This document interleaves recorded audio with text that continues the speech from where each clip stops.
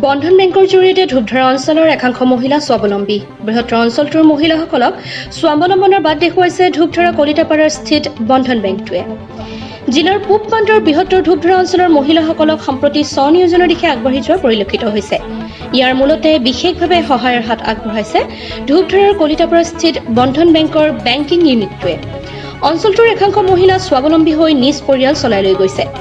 উল্লেখ্য যে শাখাটোৰ পৰিচালক দীপক কলিতাই জানিবলৈ দিয়া মতে বিগত 2010 চনৰ মে মাহত স্থাপিত ধূপধাৰা বন্ধন বেংক শাখাটোত মুঠ 4,300 গৰাকী মহিলা গ্ৰাহক থকাৰ লগতে অঞ্চলটোত বেংকিং ইউনিটটোৱে 23 কোটি ঋণ প্ৰদান কৰে। আনহাতে লকডাউনৰ সময়ত শাখাটোৰ গ্ৰাহকসকলক তেওঁলোকৰ কিস্তিসমূহ দিয়াৰ বাবে কোনো হেঁচা প্ৰয়োগ কৰা হোৱা নাই।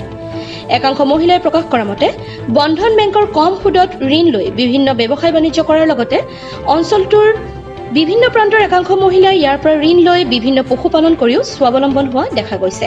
নিৰ্ধাৰণযোগ্য যে অনাগত দিনত এটা ভাল বেংকলৈ ৰূপান্তৰিত কৰাৰ বাবে ক্ষিপ্ৰতাৰে কাম কৰি গৈছে শাখা পৰিচালক দীপক কলিতাৰ লগতে শাখাটোৰ মুঠ 11 গৰাকী কৰ্মচাৰীয়ে।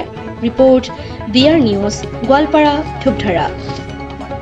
উঠি যাবৰ কাৰণে আমি সৰু যিকোনো ব্যৱসায় কৰি আমি নিজে উঠি যাব পাৰিছোঁ, বস্তু আনিব পাৰিছোঁ বা আমি হাজবেণ্ডক হেল্প কৰিব পাৰিছোঁ।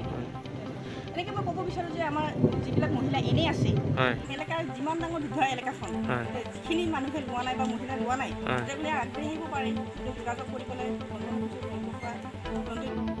লোৱাৰ পিছত কাষ্টমাৰখিনি আমাৰ স্বাৱলম্বী হোৱাটো আমি দেখা পাইছোঁ বা তেখেতসকলে প্ৰতি মুহূৰ্ততে বন্ধনৰ প্ৰতি আগ্ৰহী হৈ আছে আৰু আমি এই ৰেজিষ্ট্ৰিৰ পৰাই প্ৰতি মুহূৰ্ততে আমি যিখিনি ইয়াৰ মানে এলেকা যিখিনি আমাৰ আমি গোটেইখিনি কাষ্টমাৰ মানে ঘৰত যাব পৰা নাই, যদি যিমানখিনি গৈছোঁ তেখেতসকলে মানে যদি দুই এজনে কিস্তি দিব পৰা নাই তেখেতসকলে বাৰে বাৰে আমাক কৈছে যে আমি যিমান পাৰোঁ ইমান সোনকালে দিয়াৰ চেষ্টা কৰিম। যিসকলৰ পৰা এই